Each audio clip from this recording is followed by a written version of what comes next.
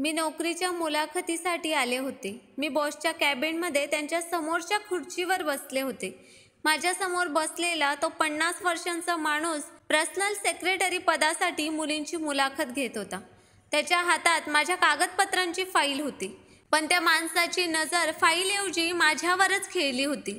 मी गेली 20 मिनिटे त्याच्या समोर बसलेली होती, पण त्याने मला एकही प्रश्न विचारला नाही आणि माझी फाईलही नीट बघितली नाही. त्याची नजर फक्त माझ्यावरच होती. कदाचित त्याचं कारण माझं सौंदर्य होतं. मी दिसायला खूप सुंदर होते, पण मी फक्त सौंदर्याने श्रीमंत होते, नशिबाने नाही. मी एका गरीब कुटुंबात जन्माला आले होते. मी माझं शिक्षण मोठ्या कष्टाने पूर्ण केलं होतं आणि आज मला परिस्थितीमुळे नोकरीसाठी घरातून बाहेर पडावे लागले. माझ्या कुटुंबात आजारी वडील, आई, मी, एक बहीण आणि एक लहान भाऊ होते. वडील आजारी असल्यामुळे आता घर खर्चाची जबाबदारी माझ्यावर आली होती. त्यामुळे नोकरी ही माझी सर्वात मोठी गरज होती. मी दिल्लीतल्या मोठ्या कंपन्यांमध्ये नोकरीसाठी अर्ज केला होता. त्यातील एका कंपनीने मला मुलाखतीसाठी बोलावले होते. तिथे बसून माझं लक्ष सारखं माझ्या रिकाम्या बोटाकडे जात होतं, कारण त्या बोटात काही वेळापूर्वी राहुलच्या नावाची अंगठी चमकत होती. राहुल आणि माझी 3 वर्षांपूर्वी एंगेजमेंट झाली होती. राहुल नोकरीसाठी दुसऱ्या शहरात गेला होता आणि जाण्यापूर्वी त्याने मला ही एंगेजमेंट रिंग दिली होती. ती एंगेजमेंट रिंग आमच्या दोघांच्या प्रेमाचं प्रतीक होती.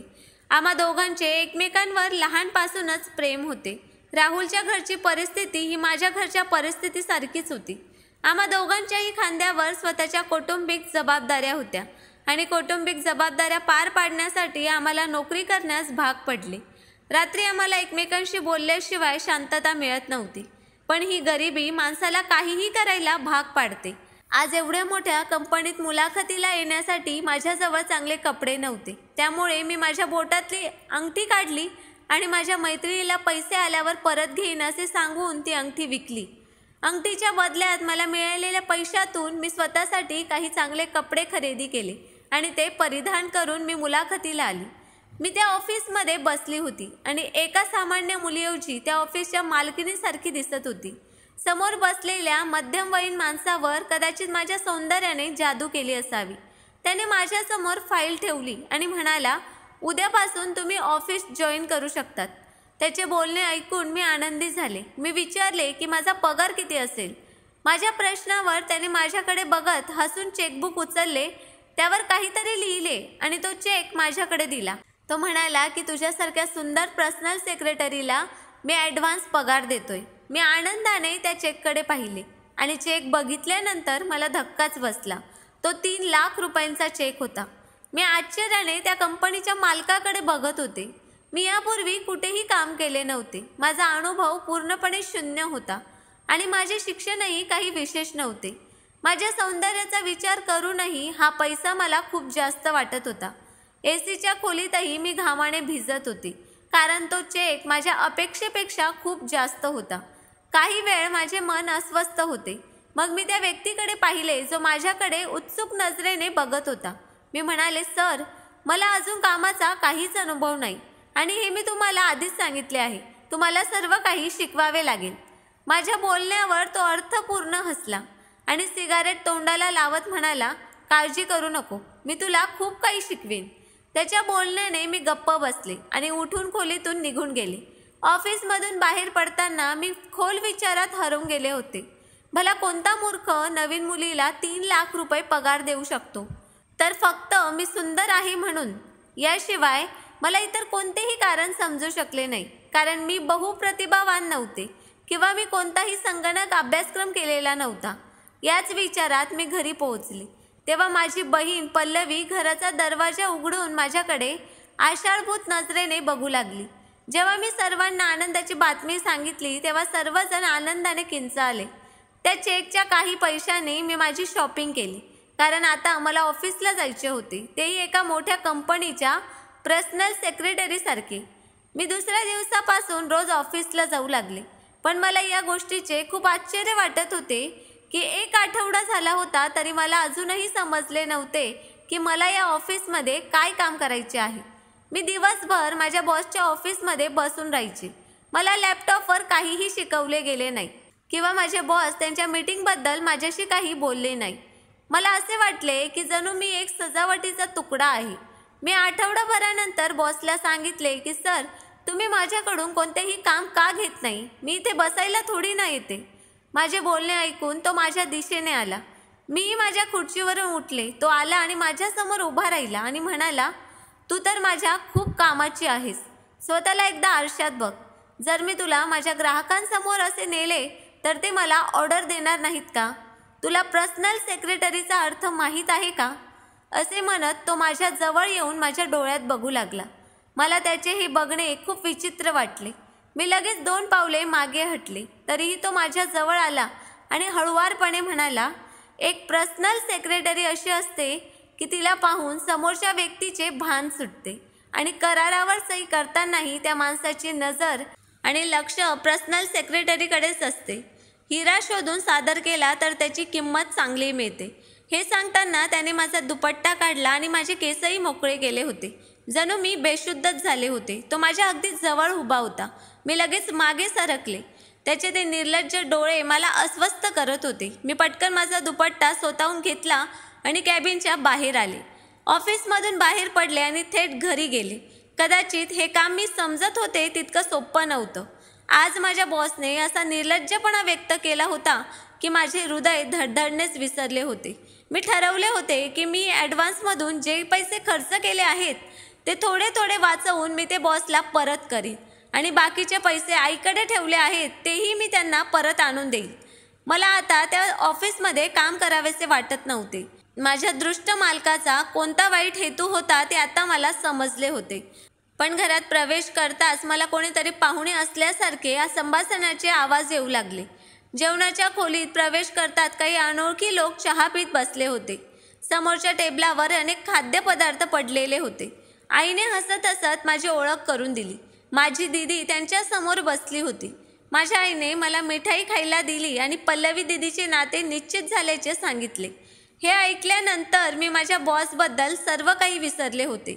पल्लवी दीदीचं नातं फायनल झाल्याचा मला खूप आनंद झाला होता. कारण जसं जसं पल्लवी दीदीचं वय वाढत होतं तसं तसं पल्लवी दीदी डिप्रेशनमध्ये जात होती. आणि आज जेव्हा मला दीदीचे लग्न ठरल्याची बातमी मिळाली तेव्हा मी खूप आनंदी झाली. पण पाहुणे निघून गेल्यावर आईने मला सांगितले की ते चांगले लोक आहेत म्हणून मी लगेच हो म्हणाले. त्यांना फक्त 6 महिन्यात लग्न करायचे आहे. तुझा पगार चांगला आहे. मी विचार करत आहे की तुझ्या पगारातूनच पल्लवीच्या लग्नाची तयारी सुरू करूयात. हे ऐकून मी शांत झाले. रात्री राहुलचा फोन आला पण त्यावेळी माझ्या बॉसचे शब्द मनात घुमत होते. मला कळत नव्हते की मी माझ्या आईला कसे सांगू की मला ही नोकरी सोडायची आहे. तिने माझ्या बहिणीचे नाते आधीच निश्चित केले होते. आता काय करावं या विचारात मी हरवले होते. माझ्या बहिणीने मला मोबाईल दिला तेव्हा मी भानावर आले. ती म्हणाली की राहुलचा कॉल येतोय, कुठे हरवली आहेस? मी मोबाईलकडे बघितले तर माझा एंगेजमेंट फोटो दिसत होता. मी राहुलच्या नंबरवर माझा एंगेजमेंटचा फोटो पोस्ट केला होता. मी फोन उचलला तेव्हा पल्लवी दीदीचे नाते फायनल झाल्याबद्दल राहुल माझे अभिनंदन करू लागला. पण मला त्याच्याशी नीट बोलताही येत नव्हते. राहुलने विचारले की काय झालंय माधवी, तू रोजच्यासारखी का बोलत नाहीस? मी म्हणाले मी बोलते तर आहे. तो म्हणाला तुला माहीत आहे मी दिवसभर या क्षणाची वाट पाहत असतो. तुझा आवाज ऐकला की मी दिवसभराचा थकवा विसरतो. यावर मी राहुलला सांगितलं की माझं खूप डोकं दुखतंय.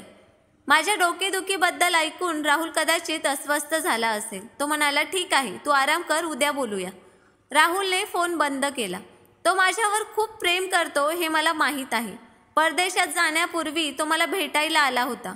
तो जात असताना मी खूप रडले होते.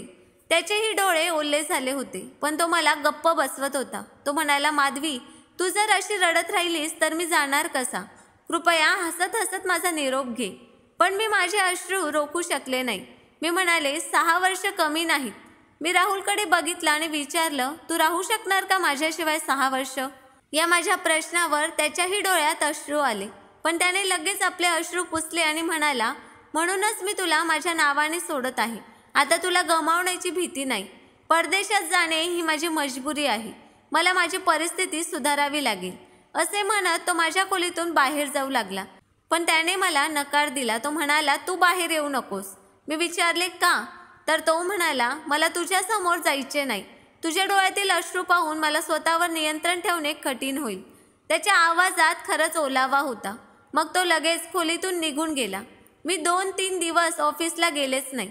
आईने कारण विचारल्यावर मी डोकेदुखीचे कारण सांगितले. पण तिसऱ्या दिवशी ड्रायव्हरसह माझ्या साहेबांची गाडी माझ्या घरासमोर उभी होती. आई पण विचारू लागली की तू सुट्टी का घ्यायला लागलीस? तुझी नवीन नोकरी नुकतीच सुरू झाली आहे. सुट्टीमुळे तुझी नोकरी गेली असे होऊ नये. पल्लवी दीदीचं लग्नही पार पाडायचं होतं. म्हणून मी अनिच्छेने तयार होऊन गाडीत बसले. मला थोडं आश्चर्य वाटलं, कारण बॉसने कधीच त्यांची वैयक्तिक गाडी ऑफिस स्टाफसाठी दिली नाही. ऑफिसच्या ऐवजी एका मॉलसमोर गाडी थांबली. तेव्हा मी त्या ड्रायव्हरकडे आश्चर्याने पाहिलं. तुला कपडे घालून मोठ्या हॉटेलमध्ये घेऊन जाण्याचा बॉसचा आदेश आहे. बॉसचे काही क्लायंट विदेशातून तिथे आले आहेत. त्यांच्याशी एक मीटिंग आहे असे तो बोलू लागला. तो ड्रायव्हर मला घेऊन मॉलमधल्या एका मोठ्या बुटीकमध्ये गेला. तिथे माझ्यासाठी आधीच एक ड्रेस तयार होता. तो ड्रेस बघून मी लाजेने पाणी झाले. मी तो ड्रेस घालण्यास स्पष्टपणे नकार दिला. तेव्हा ड्रायव्हरने बॉसचा नंबर डायल केला आणि फोन माझ्या हातात दिला. मी माझ्या बॉसला सांगितले की मी असा ड्रेस नाही घालू शकत. यावर बॉस म्हणाला, ठीक आहे, मग मला माझा ॲडव्हान्स परत दे. शहरात तुझ्यापेक्षा सुंदर मुली आहेत, ज्या मला हव्यात तशाच आहेत. बॉसचे हे बोलणे ऐकून मी स्तब्ध झाले, कारण बॉसने दिलेल्या ॲडव्हान्समधून माझ्या दीदीच्या हुंड्यासाठी काही वस्तू विकत घेतल्या होत्या. मग मी बॉसला पैसे कसे परत करू या विचाराने मी गप्प बसले. ही माझी पहिली मजबुरी होती, ज्याने मला हा हास्यास्पद ड्रेस घालण्यास भाग पाडले. तिथे एक मुलगी उपस्थित होती, जिने फक्त 1 तासात मेकअप करून माझ्या संवेदना कुशलतेने वाढवल्या. मला या पोशाखाची लाज वाटत होती. मग तो ड्रायव्हर मला एका अतिशय आलिशान महागड्या हॉटेलमध्ये घेऊन गेला, जिथे माझा बॉस हॉटेलच्या एका रूममध्ये काही परदेशी लोकांसोबत दारू पीत बसला होता. मला पाहताच माझा बॉस लगेच उभा राहिला आणि माझ्या खांद्यावर हात ठेवला आणि माझी ओळख करून देऊ लागला. बॉस माझ्याजवळ आल्याने मला खूप भीती वाटत होती. मला अशा गोष्टींची सवय नव्हती. बॉसने मला त्या माणसांसोबत बसवले. जेवणाच्या वेळीही सर्वांची नजर माझ्यावरच होती. जेवण झाल्यावर माझे बॉस मला त्याच हॉटेलमधील दुसऱ्या खोलीत घेऊन गेला. तो मला ज्या खोलीत घेऊन गेला त्या खोलीत माझा बॉस आणि आणखी एक माणूस होता, ज्याचे वयही माझ्या बॉसच्या वयाच्या आसपासच होते. त्या माणसाची नजरही माझ्यावरच होती आणि तो माझ्या बॉससमोर ठेवलेल्या फाईलवर सही करत होता. तेव्हा माझ्या बॉसच्या चेहऱ्यावरचा आनंद बघण्यासारखा होता. मला वाटले की आता माझा जीव या लोकांच्या तावडीतून सुटला आणि माझे काम संपले. आता मी घरी जाऊ शकेन. याबद्दल मी मनातल्या मनात देवाचे आभार मानत होते. पण माझे सर्व काही लुटायचे बाकी आहे या गोष्टीची मला जराही कल्पना नव्हती. तिथे एक वेटर आला. त्याच्या हातात ट्रे होता. त्यात ज्यूसचे 3 ग्लास होते. बॉसने माझ्यासमोर एक ग्लास ठेवला. मला तो ज्यूस पिण्यास भाग पाडले. या दरम्यान बॉस आणि माणूस आपापल्या कामाबद्दल बोलत राहिले. पण तो ज्यूस प्यायल्याबरोबर मी बेशुद्ध होऊ लागले. मला समजले नाही की मला काय होत आहे. मला खूप चक्कर येत होती. आणि मग माझा बॉस उभा राहिला, त्या माणसाशी हस्तांदोलन केले आणि रूममधून निघून गेला. आणि मग रूमचा दरवाजा बंद झाला, एवढंच आठवतंय. पण त्यानंतर मी पूर्णपणे बेशुद्ध झाले होते. माझे डोळे उघडले तेव्हा माझ्याकडे माझ्या विनाशाचे अश्रू ढाळण्याशिवाय काहीच उरले नव्हते. त्या इंग्रजाने कराराच्या बदल्यात माझी इज्जत लुटली होती. शुद्धीवर येताच मी रडायला आणि ओरडू लागले. तो माणूस दारूच्या नशेत मला म्हणाला की जा, तुझ्या बॉसचा ड्रायव्हर बाहेर तुझी वाट पाहत आहे. माझी खोली सोड. त्याचे घृणास्पद आणि अपमानास्पद शब्द ऐकून मी उठले आणि हॉटेलच्या बाहेर पडले. समोर एक कार उभी होती. त्यात ड्रायव्हर बसला होता. गाडीत बसून मी ढसाढसा रडायला लागले. तो ड्रायव्हर मला त्याच मॉलमध्ये घेऊन गेला. मी माझे कपडे बदलले आणि त्या ड्रायव्हरने मला माझ्या घरासमोर सोडलं. रात्रीचा अंधार होता आणि या अंधारात माझे आयुष्यही अंधारमय झाले होते. मी गाडीतून उतरू लागले तेव्हा ड्रायव्हरने मला चेक दिला. तो म्हणाला की तुम्ही बॉसच्या क्लायंटला एवढं खुश करून टाकलं आहे की बॉसने तुम्हाला बोनस दिला आहे. ड्रायव्हरचे बोलणे ऐकून त्याने माझ्या चेहऱ्यावर मला शिव्या दिल्यासारखं वाटले. मी चेक घेतला आणि तो फाडायला लागले. तेव्हा ड्रायव्हरने विचारले की काय करतेस? आधी एक नजर टाक. चेकमध्ये किती पैसे आहेत? तू तुझे सर्वस्व आधीच गमावले आहे. जरी तू हा चेक फाडून टाकला तरी तुझे गमावलं ते परत येणार नाही. हा चेक ठेव, तो तुला खूप उपयोगी पडेल. मी चेक मुठीत धरून गाडीतून खाली उतरली आणि घरात शिरली. आईने माझ्याकडून चेक घेतला. चेकवरची रक्कम पाहून तिचे डोळे उघडेच राहिले. 6 लाख रुपयांचा पूर्ण चेक. माधवी, तुझ्या बॉसने तुला इतके पैसे का दिले आहेत? तिच्या प्रश्नावर मी रिकाम्या नजरेने आईकडे बघितलं. हा पैसा माझी बर्बादी आहे हे मी कसे सांगू? आई म्हणाली, बरं, तुझ्या बहिणीच्या लग्नाची बातमी ऐकून तुझ्या बॉसने ॲडव्हान्स पैसे दिले असतील. त्यांनी खूप चांगलं काम केलंय बेटा. मी तिला काय उत्तर देऊ? मी होकारार्थी मान हलवली आणि माझ्या खोलीत गेले. मी माझ्या पलंगावर पडले आणि ढसाढसा रडत होते. मी ऑफिसला जाणार नाही असं ठरवले. पण एके दिवशी जेव्हा माझी आई माझ्या बहिणीच्या लग्नाची खरेदी करून घरी परतली, तेव्हा तिला छातीत वेदनांची तीव्र लाट जाणवली. तिला हृदयविकाराचा झटका आला. शेजाऱ्यांच्या मदतीने मी आईला दवाखान्यात नेले. डॉक्टर म्हणाले की लगेचच ऑपरेशन केले नाही तर आईचा मृत्यू होऊ शकतो. माझ्याकडे दुसरा पर्याय नव्हता. मला माझ्या बॉसला पुन्हा कॉल करण्यास भाग पडले. मी माझ्या बॉसला सांगितले की माझ्या आईला हृदयविकाराचा झटका आला आहे आणि मला पैशांची गरज आहे. बॉस म्हणाला की तू तर नोकरी सोडली होतीस ना, खबरदार जर तू मला पुन्हा कॉल केलास तर. त्याने फोन बंद केला होता. मी रडायला लागली. दुसऱ्या दिवशी मी त्याच्या ऑफिसमध्ये हात जोडून असहाय्यपणे उभी होते. मी आईसाठी दयेची याचना करत होती. तो दगड मनाचा माणूस म्हणू लागला, आधी माझ्या चरणी भीक माग आणि माफी माग. मी माझ्या आयुष्यात हे कधीच केले नव्हते, पण त्यावेळी मी असहाय्य होते. म्हणूनच मी त्याच्या पायाशी येऊन बसले. मी हात जोडून माफी मागायला सुरुवात केली.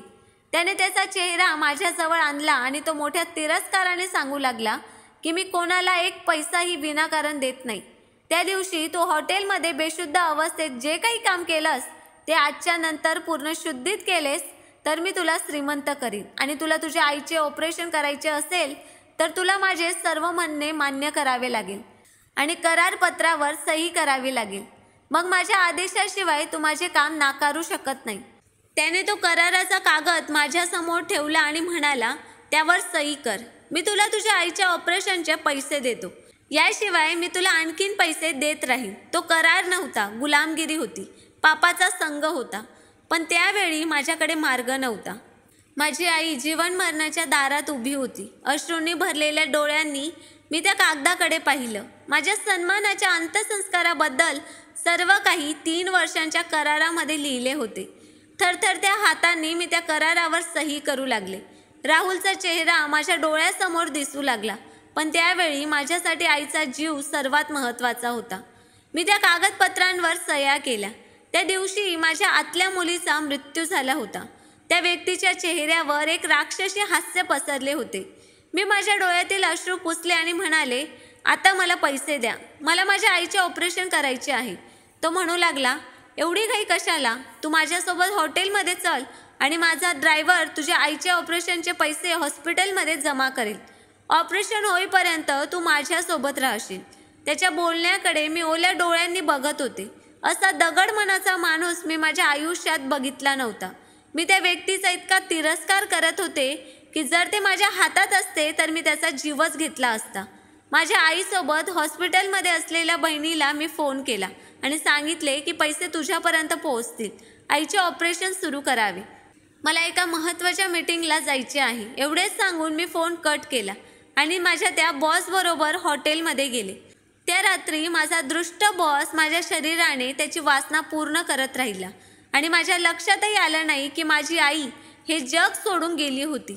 मी हॉस्पिटलमध्ये पोहोचले तेव्हा माझ्या बहिणीने आश्चर्याने माझ्याकडे बघितले आणि म्हणाली, माधवी, तुझ्यासाठी तुझ्या आईपेक्षा मीटिंग जास्त महत्त्वाची होती. माझी बहीण रडत होती. मी तिला काय सांगू? मी माझ्या आईच्या जीवाची काय किंमत मोजली आहे. ती म्हणू लागली की आई आता या जगात राहिली नाही. माझ्या बहिणीच्या या शब्दांनी मी जिवंत असतानाच मला जवळजवळ मारलेच होते. तिने सांगितले की ऑपरेशन नंतर तिची प्रकृती खूप खालावली होती. ती फक्त तुझ्याबद्दलच विचारत होती. तिच्या ओठांवर एकच प्रश्न होता की माधवी कुठे आहे. ती रडत रडत मला हे सर्व सांगत होती. हे ऐकून मला चक्कर आली आणि मी बेशुद्ध पडले. माझ्या सन्मानाचा लिलावही माझ्या आईचा जीव वाचवू शकला नाही. जर मी संपर्क सोडला असता तर त्या व्यक्तीने माझ्यावर गुन्हा दाखल केला असता आणि त्याला सांगितले की मी तुझ्याशी लग्न करू शकत नाही. तो मला कारण विचारत राहिला. तो म्हणाला, माधवी, तू शुद्धीत आहेस का? काय चालले आहे ते सांगशील का? मी राहुलच्या बोलण्याला प्रतिसाद दिला नाही आणि फोन बंद केला. मी त्याच्याशी माझे नाते संपवले होते, कारण मी ज्या मार्गावर चालायला सुरुवात केली होती, असे म्हणतात की त्या ठिकाणाहून एकही मुलगी परत येऊ शकत नाही. म्हणून मला वाटले की राहुलशी स्वतःचा मार्ग वेगळं करणे चांगले आहे. मी आतून स्वतःला मारून घेतले होते. मला जगण्याची इच्छा नव्हती. पण जेव्हा मी माझ्या बहिणीच्या चेहऱ्याकडे बघितले तेव्हा मला हे जीवन जगायला भाग पडले. मी काही दिवसांनी ऑफिसला जायला लागले. ऑफिसला जाऊन आता मला 1 महिना होत आला होता. पण माझ्या बॉसने माझी कोणत्याही श्रीमंत माणसाशी ओळख करून दिली नव्हती. एके दिवशी मला आश्चर्य वाटले. मी ऑफिसमध्ये पोहोचले तेव्हा माझ्या बॉसच्या खोलीत आणखी एक सुंदर मुलगी बसली होती. मी विचारल्यावर तो म्हणाला की ती माझी नवीन सेक्रेटरी आहे. हे ऐकून मला आनंद झाला. मला वाटले की आता मला नोकरीवरून काढून टाकण्यात आले आहे. पण माझ्या चेहऱ्यावरचा आनंद बघून बॉस मला लगेच म्हणाला की इतकं आनंदी होण्याची काही गरज नाही. तू माझी सेक्रेटरी नेहमीच राहशील. बोलता बोलता तो माझ्या इतक्या जवळ आला की त्याचा गरम श्वास माझ्या चेहऱ्यावर पसरू लागला. मी त्याला माझ्यापासून दूर ढकलले तेव्हा त्याने माझा चेहरा हातात धरला. तो म्हणाला, मला तुझ्यापासून दूर ढकलण्याची तुझी हिंमतच कशी झाली? तू विसरलीस की मी तुला करारावर स्वाक्षरी करायला लावली आहे आणि तुझ्याबरोबर मला पाहिजे ते मी करू शकतो. आभारी राहा की आता मी तुला इतर लोकांसमोर मांडत नाही. मी तुला फक्त माझ्यापुरते मर्यादित ठेवले आहे आणि त्याचे कारण म्हणजे तू माझ्या हृदयात बसली आहेस. आता तू फक्त माझ्या रात्र रंगवशील, इतरांच्या नाही. आणि म्हणूनच मी दुसरी सेक्रेटरी ठेवली आहे. आता तू फक्त माझ्यासाठी आहेस आणि तुला मला खुश करावेच लागेल. असे म्हणत तो माझ्या अगदी जवळ आला. स्वतःची वासना भागवू लागला. त्यानंतर हा क्रम सुरू झाला. एके दिवशी मी त्याला म्हणाले की तू माझ्या प्रेमात पडला आहेस तर तू माझ्याशी लग्न कर. हे रोजचे पाप मी सहन करू शकत नाही. त्याने विचारले, तुझ्याशी लग्न का करू? तुझ्यासारख्या मुली फक्त मनोरंजनासाठी असतात, लग्नासाठी नाही. असं म्हणत तो निघून गेला. तेव्हा माझ्या वाहणारे अश्रू मी शेवटच्या वेळी पुसले. पुढे काय करायचं हे मी मनातच ठरवलं होतं. त्याचा सगळा व्यवसाय मला समजला होता. या 8 महिन्यात मी त्या माणसाला माझे बंदिवान बनवले होते. माझ्याशिवाय तो पूर्णपणे शून्य होता. तो माझ्यावर प्रेम करू लागला होता आणि माझ्यावर विश्वास ठेवू लागला होता. असे म्हणणे अधिक योग्य ठरेल, तो फक्त आदराने मला त्याची पत्नी बनवू शकला नाही. मी एक संयुक्त खाते बनवले आणि त्याची संपूर्ण शिल्लक त्यात ठेवली. त्याच्या सर्व व्यवहारांची सर्व माहिती माझ्याकडे होती. त्याच्या प्रत्येक व्यवहारावर माझी दुसरी सही असायची. मी त्याला दारूचे आणि माझ्या सौंदर्याचे इतके व्यसन केले होते की आता तो दिवसभर हॉटेलच्या खोलीत नशेत पडून राहायचा आणि त्याच्या मद्यधुंद अवस्थेत त्याची सर्व मालमत्ता, अगदी त्याचा बंगलाही माझ्या नावावर झाला होता. मी त्याचे सर्व काही माझ्या नावावर ट्रान्सफर केले होते. मी माझ्या बहिणीचे लग्न मोठ्या थाटामाटात पार पाडले. माझा भाऊही मोठ्या कॉलेजमध्ये शिकत होता. मी स्वतःला विकून त्यांना सन्मानाचे जीवन दिले होते. जेव्हा मी त्या माणसाचे सर्व काही माझ्या नावावर घेतले तेव्हा मी मोठ्या आतुरतेने ती व्यक्ती त्याच्या ऑफिसमध्ये येण्याची वाट पाहत होते. मी त्याच्या कॅबिनमध्ये चेअरवर बसले होते. आपल्या मुलीला तिच्या वाढदिवसानिमित्त गिफ्ट देण्यासाठी त्याला बँकेतून पैसे काढायचे होते. पण बँकेला आता माझ्या सहीशिवाय कोणतेही काम करता येणार नव्हते. त्याला 1 पैसाही घेता येत नव्हता. तो म्हातारा माझ्या कॅबिनमध्ये खूप जोरात आणि रागाने शिरला होता. मला त्याच्या खुर्चीवर बसलेलं पाहून त्याला धक्काच बसला. माझ्या ओठांवर एक चिडवणारे हास्य पसरले होते. मला बघून तो रागाने ओरडला. पण मीही त्याच्याकडे तिरकस नजर टाकली आणि म्हणाले, तुला आत येण्याचा शिष्टाचार नाही की आधी तू बॉसच्या रूमचा दार ठोठव आणि परवानगी मिळाली तर तू आत ये, नाहीतर तू बाहेरूनच परत जा. माझ्या बोलण्यावर तो चिडला आणि म्हणू लागला की कदाचित तू तुझी लायकी विसरत आहेस. थोड्याच वेळात वकील आत येण्याची परवानगी घेऊन कॅबिनमध्ये आला. मी त्या वकिलाला या व्यक्तीला त्याची स्थिती दाखवण्यास सांगितले. वकीलने जेव्हा त्याला सर्व कागदपत्रे दाखवली तेव्हा त्याला कोणीतरी फाशीची शिक्षा दिल्यासारखे वाटले. तो पूर्णपणे रिकामा होता. तू माझी फसवणूक केल्याचे त्याने सांगितले. मी म्हणाले की तू मला ड्रग्ज दिलेत आणि माझा विश्वासघात करून मला एका क्रूराच्या ताब्यात दिले. काही पैशासाठी मी माझे हिशेब चुकते केले. माझ्या चेहऱ्याकडे बघून माझ्या आत बसलेली एक असहाय्य मुलगी आज आनंदाने नाचत होती. मी त्याला उद्यापर्यंत त्याचा बंगला रिकामा करण्यास सांगितले. आजपर्यंत मी ज्या डोळ्यात फक्त अहंकार, गर्व आणि वासना पाहिली होती, आज त्या डोळ्यात मला अश्रू दिसत होते. असहाय्यतेने तो रडू लागला, माझी माफी मागू लागला. पण मी त्याचे ऐकले नाही आणि गार्डला बोलावून त्याला बाहेर काढले. काही दिवसांनी त्याची मुलगी रडत माझ्याकडे आली आणि म्हणाली की माझ्या वडिलांना हृदयविकाराचा झटका आला आहे. डॉक्टरांनी ऑपरेशनची ऑर्डर दिली आहे आणि मला पैशांची नितांत गरज आहे. 1 वर्षापूर्वी तिच्या वडिलांनी मला ज्या करारावर सही करायला लावली होती त्याच करारावर मी मुलीलाही स्वाक्षरी करायला लावली. आज त्याची मुलगी माझ्या जागी उभी होती. तिने रडत रडत सही केली. मी तिला हॉटेलमध्ये पाठवले आणि ड्रायव्हरला तिच्या वडिलांच्या ऑपरेशनची फी जमा करण्यासाठी हॉस्पिटलमध्ये पाठवले. तेव्हा मी ऑफिसमध्ये बसली होती, पण आतून खूप अस्वस्थ होती. त्या मुलीची माझ्यासारखीच अवस्था होणार आहे असे मला वाटत होते. तिच्या वेदना मला माझ्या अंगावर जाणवत होत्या. जर तिच्या वडिलांची चूक असेल तर त्या निष्पाप मुलीला शिक्षा का? मी लगेच हॉटेलमध्ये जाऊन त्या मुलीची इज्जत वाचवली आणि डील रद्द केली, कारण तिला होत असलेल्या वेदनांची मला जाणीव होती. मी त्याची सर्व मालमत्ता त्या मुलीला परत केली. ती रडत रडत माझे आभार मानू लागली. जेव्हा तिच्या वडिलांचे ऑपरेशन झाले आणि ते शुद्धीवर आले तेव्हा सत्य समजल्यानंतर त्यांनी हात जोडून माझी माफी मागायला सुरुवात केली. मी तुझ्याशी लग्न करण्यास तयार आहे. मी तुला सन्मानाने माझी पत्नी बनवण्यास तयार आहे. मला माफ कर. पण आता मी त्याची बायको बनायला तयार नव्हते. माझ्या कराराला अजून 1 वर्ष बाकी होते, पण माझ्या बॉसने तो करार फाडून फेकून दिला. मी पण ऑफिस सोडून माझ्या फ्लॅटमध्ये राहू लागले. मी माझा स्वतःचा व्यवसाय सुरू केला. तिथे मी अशा गरीब असहाय्य मुलींना कामावर ठेवत असे ज्यांच्या कुटुंबाची जबाबदारी त्यांच्यावर होती. माझी इच्छा नव्हती की माझ्यासारख्या कोणत्याही मुलीच्या असहाय्यतेचा गैरफायदा घेतला जावा. माझ्यासारखी पुन्हा एकदा कोणी माधवी कोणाच्या वासनेची शिकार बनू नये असे मला वाटत होते. तेव्हापासून 6 वर्ष उलटून गेली होती. मी माझ्या आयुष्याचे हे एकमेव ध्येय बनवले होते. अचानक एके दिवशी मला फोन आला की एका तरुणाला तुम्हाला भेटायचे आहे. मी म्हटलं त्याला आत पाठव. तेव्हा समोर उभी असलेली व्यक्ती पाहून मी श्वास घ्यायलाच विसरले. तो व्यक्ती दुसरा कोणी नसून राहुल होता. राहुल तू? अचानक माझ्या तोंडातून शब्द बाहेर पडले आणि मी एकदम उभी राहिले. माझी इच्छा होती की राहुलने इथून निघून जावे, मला काहीही विचारू नये. मला त्याला काहीच सांगायचे नव्हते, कारण मी त्याला तोंड दाखवण्याच्याही लायकीचे राहिले नव्हते. तो माझ्यासमोर येऊन उभा राहिला आणि म्हणाला, मला तुला काही सांगायचे आहे. पण मी राहुलपासून तोंड फिरवले, डोळ्यातील अश्रू पुसले आणि म्हणाले, माझा तुझ्याशी काही संबंध नाही. इतक्यात तो माझा हात धरून म्हणाला की मी नाही तर तूच नातं तोडलं. असे म्हणत तो मला त्याच्यासोबत घेऊन जाऊ लागला. मला तिथे माझा तमाशा करायचा नव्हता. सगळे कामगार माझ्याकडे बघत होते. मी शांतपणे त्याच्यासोबत बाहेर आले. बाहेर एक गाडी उभी होती. तो म्हणाला, इथे नाटक करायचे नाही, शांतपणे गाडीत बस. मी गाडीत बसले. तो मला समुद्राच्या किनाऱ्यावर घेऊन गेला. तो गाडीतून खाली उतरला आणि माझा हात धरून मला समुद्राजवळ घेऊन गेला.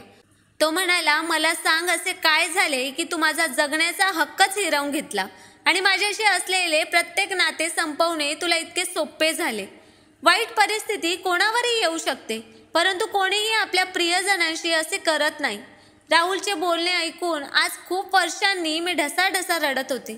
मी म्हणाले, राहुल तू जसा आहेस तसा सुखी राहा, पण माझा विचार तुझ्या मनातून काढून टाक, कारण मी आता तुझ्या लायक राहिली नाही. मी त्याला सत्य सांगण्याचा विचार केला, जेणेकरून तो त्याचा मार्ग बदलेल. आणि मग मी त्याला रडत रडत सगळं सांगितलं, काहीही लपवलं नाही.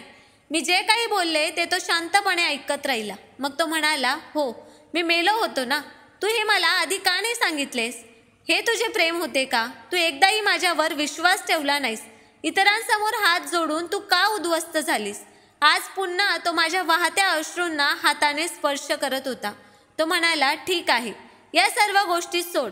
मी तुझ्याशी लग्न करायला तयार आहे. आणि हे बघ, तू नेहमी माझ्याकडून मागायचीस ना, तुझा हा हिरवा चुडा मी सोबत आणला आहे. मी अचानक त्याच्याकडे पाहिले. मी म्हणाले, हे सगळं कळल्यावर तुला मला का स्वीकारायचे आहे? तू वेडा झालायस का? राहुल तुला कोणतीही चांगली मुलगी मिळेल. तो म्हणाला, तू पण एक चांगलीच मुलगी आहेस. मी अजूनही तुझ्यावर तितकंच प्रेम करतो. तुझ्यासोबत जे काही झाले त्याने माझ्या प्रेमावर काहीच फरक पडणार नाही. मला माहीत आहे की तू जे काही केलेस ते मजबुरीने केलेस. मी राहुलकडे डोळे विस्फारून बघत होते. त्याने तो हिरवा चुडा माझ्या हातात घातला आणि म्हणाला की आता तरी तू माझ्याबरोबर लग्नाला तयार आहेस ना? यावर मी रडतच राहुलला मिठी मारली, कारण त्याचं प्रेम आजही माझ्या हृदयात कुठेतरी दडलं होतं. राहुलनेही मला आपल्या मिठीत घेतलं. आज माझं आयुष्य हसतमुख होतं आणि जगण्याचा उत्साह माझ्या आत निर्माण होत होता. तर मित्रांनो, कथा आवडली असेल तर कथेला लाईक आणि चॅनलला सबस्क्राईब करायला विसरू नका. धन्यवाद.